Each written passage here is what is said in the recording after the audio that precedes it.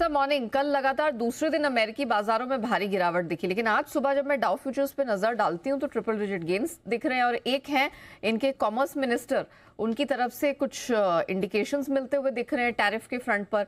Sir इसे कैसा देखा जाए, एक बड़ी रिलीफ आज हमारे सेशन के लिए?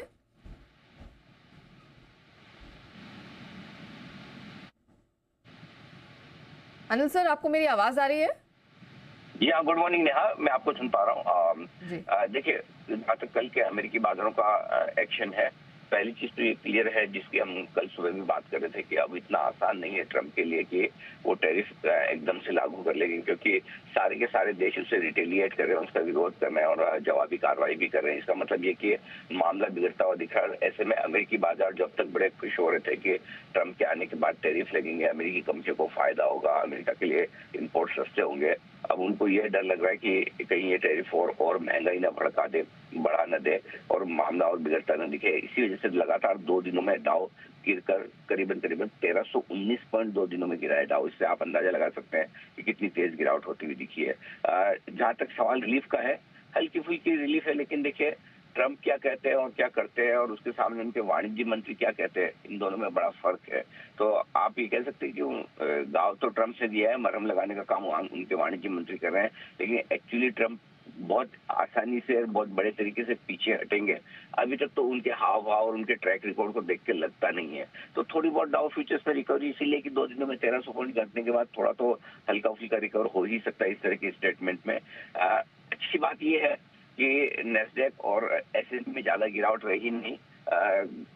बढ़िया बात एक और ये है हमारे लिए कि बॉन्ड यील्ड्स आपके 4% के आसपास है, डॉलर इंडेक्स अच्छा घट कर आया 105-50 के आसपास। तो कुछ कुछ अच्छी चीजें भी हमारे लिए होती हुई दिख रही। तो हमें लगता है कि हमें अमेरिका के संकेतों को ध्यान में रखना है, नजर में रखना है। टैरिफ वॉर को लेकर जो भी खबरें आएंगी उन पर नजर रखनी है, लेकिन अब उनकी वजह से बहुत पैनिक नहीं करना है, ये बात ध्यान में रखने वाली है। जी ठीक है सर। तो अब बताइए सर, हम आज कैसा सेशन एक्सपेक्ट करके चले? जिस तरह का मूवमेंट कल हमने देखा, जैसे रिकवरी वाला माहौल बना, क्या ऐसे ही कुछ एक्सपेक्टेशन आज भी रहेगी सर निफ्टी बैंक निफ्टी को लेके? देखिए, एक चीज अच्छी बात है कि कल भी हम 22,000 के नीचे गए जरूर, लेकिन टिके नहीं। लगातार पूरे दिन भर हमने 22,000 के आसपास से और ऊपर ही ट्रेड किया है, राइट। तो आज भी मैं समझता हूँ कि थोड़ा कमजोर खुलेंगे तो भी 22,000 के आसपास सपोर्ट लेने की कोशिश तो निफ्टी करेगा जरूर। ऐसे में अब आज के लिए जो बड़ी सपोर्ट रेंज है, अच्छा एक चीज और कहना चाहता हूँ यहाँ, वो ये कि एफआईएस की बिकवाली का प्रेशर थोड़ा कम तो हो रहा है। कल के सेशन में भी 3400 करोड़ की बिकवाली कैश में की है, सामने 2700-2800 करोड़ के स्टॉक फ्यूचर्स खरीदा है। तो नेट नेट बिकवाली का आंकड़ा छोटा है, नंबर 1। नंबर 2 ये है कि लोकल फंड लगातार दूसरे दिन एफआईएस की बिकवाली के मुकाबले में बढ़िया और अच्छी खरीदारी करते हुए दिख रहा है। तो ओवरऑल डेटा के लिहाज से बाजार के लिए सिग्नल थोड़ा पॉजिटिव है। तो मेरा ये समझना कि ज्यादा नीचे टिकेगा नहीं 22,000 के। और ऐसे में आपके लिए जो सपोर्ट रेंज है 43,850, 43,925, ये आपके लिए सपोर्ट का काम करेगा आज के लिए। और ऊपर की तरफ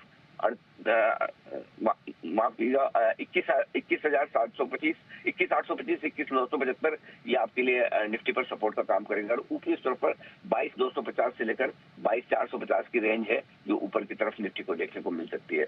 बैंक निफ्टी का जहां तक सवाल है 47,850, 47,925, 47,850, 47,925 रहेगा सपोर्ट के तौर पर। और ऊपरी स्तरों पर 48,075 से लेकर 48,750 की रेंज है, जिसे टेस्ट करने की कोशिश बैंक निफ्टी कर सकता है। तो मैं आज उम्मीद करता हूं कि लगातार 2 दिन से जो बाजार स्टेबल होते हुए दिख रहे हैं, वो स्टेबिलिटी और थोड़ी पॉजिटिविटी बाजार में निचले स्तर से देखने को मिलनी चाहिए। जी, वैलिड पॉइंट सर, धन्यवाद बताने के लिए कि आज क्या एक्सपेक्ट करके चले, एंड ऑफ कोर्स वो रेंज देने के लिए भी सर धन्यवाद। लेकिन खबरों का